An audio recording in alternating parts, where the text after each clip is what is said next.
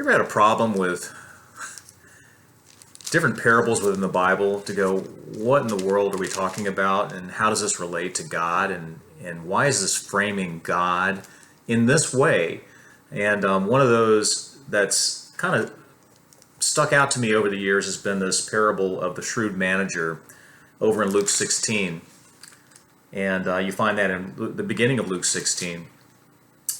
But recently, I've been reading a number of books by Dr. Kenneth Bailey, who himself was over in the Middle East for a dominant portion of his life and understood the culture and gets into the background of how a community of people from that area would have heard this parable.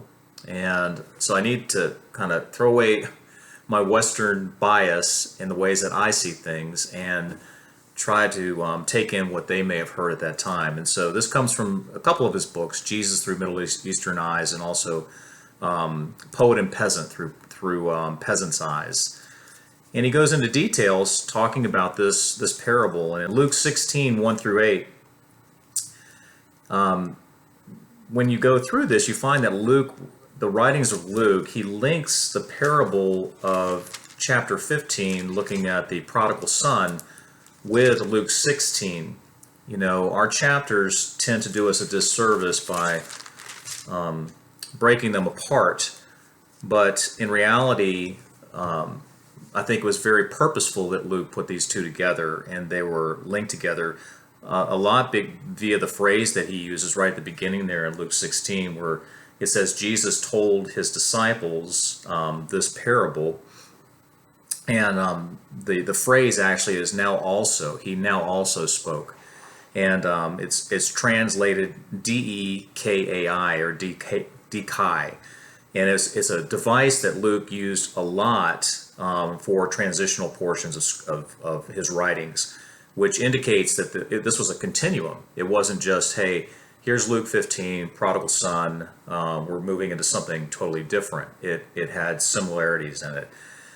And you have to ask yourself, well, why link them? How does he link them? Both the manager, if you look at the two between the prodigal son and the shrewd manager, both entities, both players, the son and the manager, are linked because they betray a trust, one in the father and one in the master.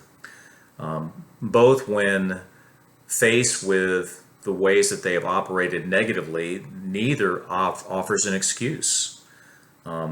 Both have a moment where they come to their senses and they try to figure out a way of dealing with this. And there is also, for both of the parables, a missing final scene.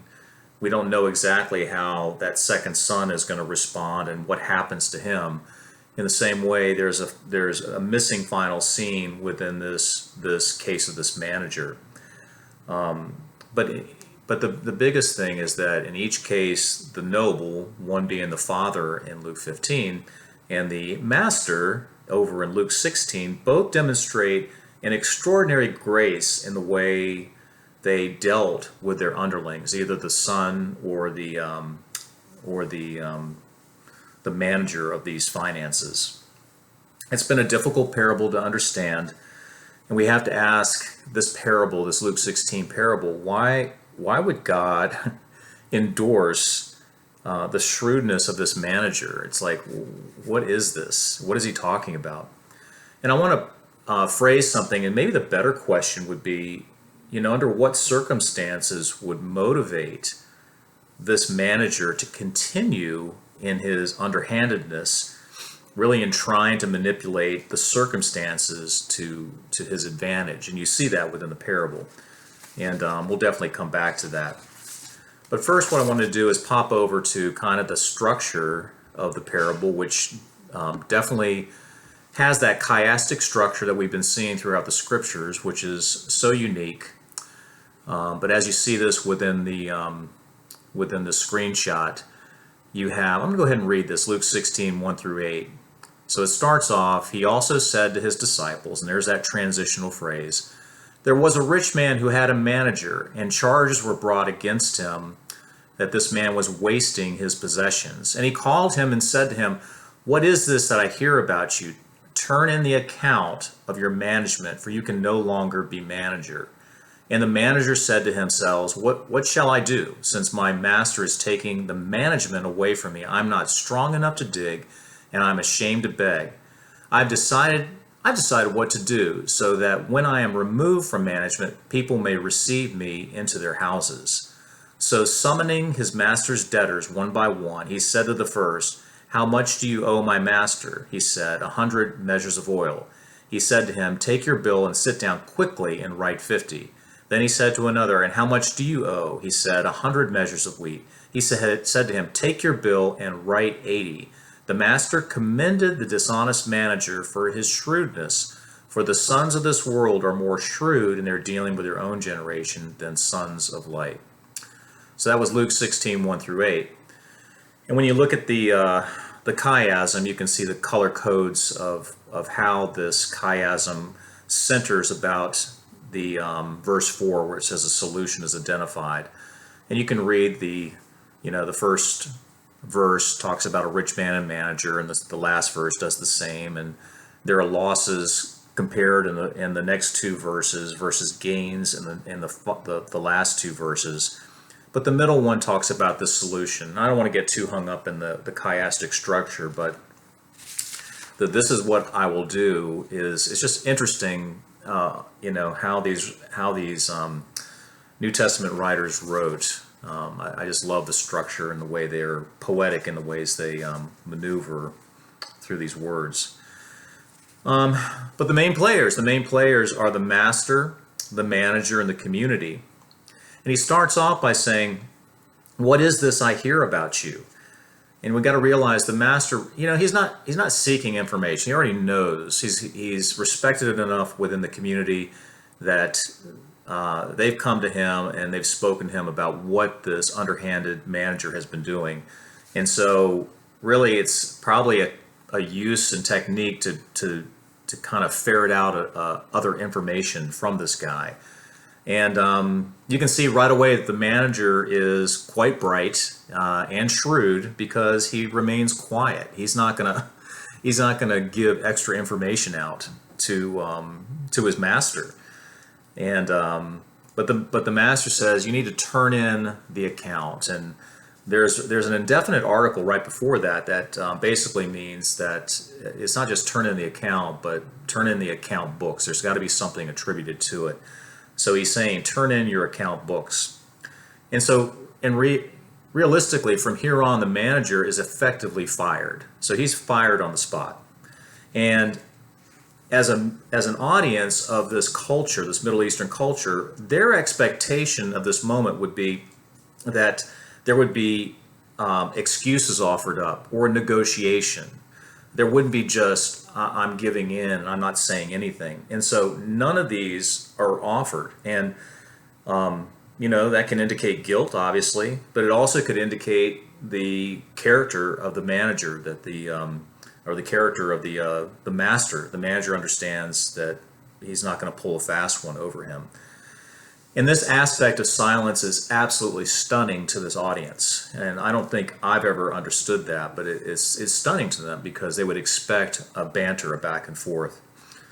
So the manager responds, and he goes in and figures out, well, manual labor is out of the question, and not just because it's beneath him, but he mentions the physical aspects of it. I can't do this. And begging, which was actually a position that was okayed within the community, he said, well, I can't do this because I don't have the attributes that would allow me to beg, like blindness or something that would make him enfeeble or something. So he comes into his solution. That's that center, that chiastic center. He says, I know what I'll do. He says, I want to do these things. I'll do something so that people may receive me into their house. And that's kind of an idiomatic expression, saying that I'm going to manage someone else's estate, in effect. So you have to look and say, well, what was his shrewdness? I think we saw glimpses of it at the beginning with his silence, but it's not just the negotiations, but his process. So he you'll see the way he maneuvered with the people. He said, do this quickly. He understood the solution that, in effect, he had been fired, and yet the people didn't know that. Even the servants who were bringing the people, the debtors, to him, still were not in the know. They never would have done this if they had knew the master had fired him on the spot. And so he understands, I've got to do this quickly. And so he also brought them in one by one, which is also smart too. You don't want people coming in and talking amongst themselves, and so you bring them in independently. You also find that he has the debtors, as he comes to the solution with each of them, he says, you write this down and move forward. And so, in effect, what he's doing is he's bringing them into this, as co-conspirators into this plot. So if things get found out, he says, well, this is the handwriting. This is what they decided on. So he really is incredibly shrewd in the ways that he's dealing with these things. And so word gets back to the master, obviously, and the master really had two options, and the audience would understand this. The master could either go back to the people and say, these reductions were not authorized under my care, and however, the ramifications of that is that it would reflect really negatively on him. Or he could have also, what he did is he remained absolutely quiet and pay the price of allowing this manager to have his own salvation of having career and having life again. And but what it would do is he would continue to enjoy his reputation as a generous man. And the thing that's very, very interesting, and this is, I think, what I hadn't seen before, is the incredible grace and generosity that spurred this shrewd manager to move in a direction that he did. That the master was incredibly generous in not jailing him. Really, what the audience would also have expected is that he got off so lightly to have these allegations against this individual would have merited more intense ramifications than what happened. They would have assumed that the master would have jailed him, would have jailed his family, and gone on from there, just because of the ability to pay back this account and this money. But none of those things happened. He also didn't put word out on the street and negatively state things about this individual. And so none of this occurred, which was also astounding to the audience. They would have gone, this is an interesting story that they wouldn't have expected these things to play through. And so what motivated the manager to move and to move in such a way to do these different things so shrewdly?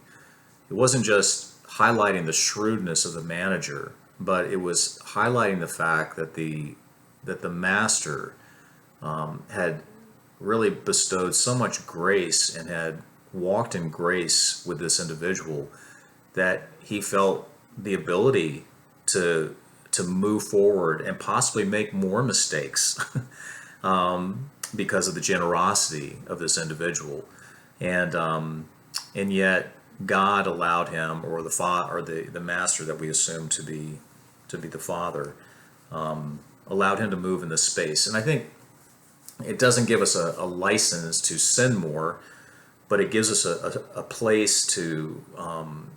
I think there are a lot of different scriptures that talk about this, a space for grace. As I'm kind of looking at this passage, and I think about, the parable of the talents, where one is given, 10, another 5, and another 1. And the ones that had a view of God that was not this overbearing, negative, punishing type of situation, they were able to move in that direction of